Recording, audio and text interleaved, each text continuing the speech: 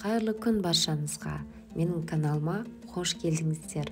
Бүгін сіздермен қазақтың ұлттық тағамдарының бірі қуырдақты үй жағдайында даладағы қазанда піскендей етіп, қып-қызыл әдемі етіп дайындаудың жолымен бөлісетін боламын. Міндетті түрде видеоны соңына дейін қарап, каналыма тіркелмеген болсаңыз тіркеліп, лайк басып, комментарий қалдыруды да ұмытпаңыздар. Достар, қазақша контенттің дамуына үлес қоса отырыңыздар. Ең алдымен еттерімізді жақсылап осылай турап дайындап аламыз. Және малдың осындай бауыр, бүйрек, жүрегін пайдаландым. Әрине бұл әркім өз қалауынша.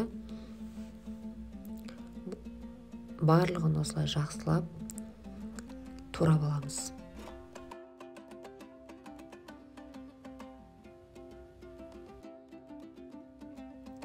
Малдың бүйрегін, жүрегін де қосамыз. Себебі олар да ерекше дәм береді. Әсіресе жүректің дәмі өзгеше болып шығады. Пиязымызды жақсылап турап дайындап аламыз.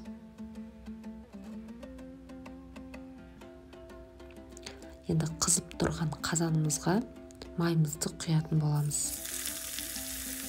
Майымызды қыздырып барып, еттерімізді салып, қызарғанша қуырып алатын боламыз. Және түрлі дәмдеуіштерді, паприка, қара бұрыш секілді әркім өз қалауынша сондай дәмдеуіштерді қосса болады. Міне осы жақсылап қызартып, қуырып алдық. Енді осының үстіне бауырымызды, бүйрек, жүрек барлығын салып, оларды да жақсылап қуырып алатын боламыз. Бұл тағамдағы ең маңызды нәрсе етті, пиязды қызарғанша, алтын түстес болғанша қып-қызыл етіп қуырып алу өте маңызды. Сол кезде тағамымыз өте дәмді болып шығады. Бауырға да дәміне қарай тұзымызды қосып алатын боламыз.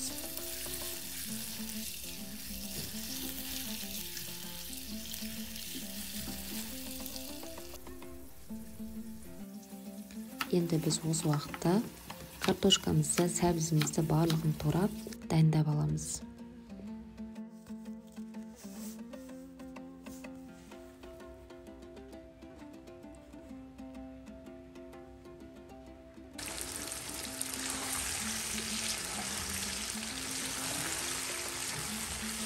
Етімізді жақсылап бір араластырып, бір қуырып, бетін жауып, тағы да қалдыратын боламыз.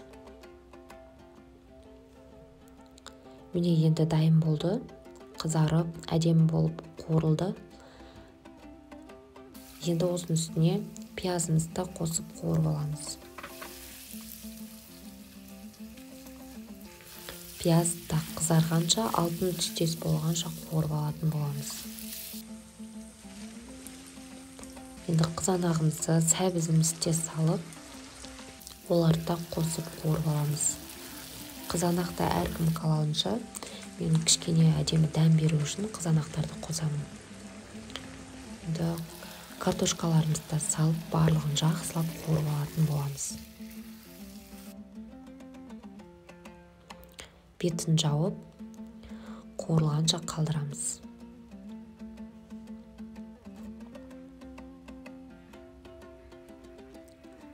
Енді су құйып, бұқтырып алатын боламыз.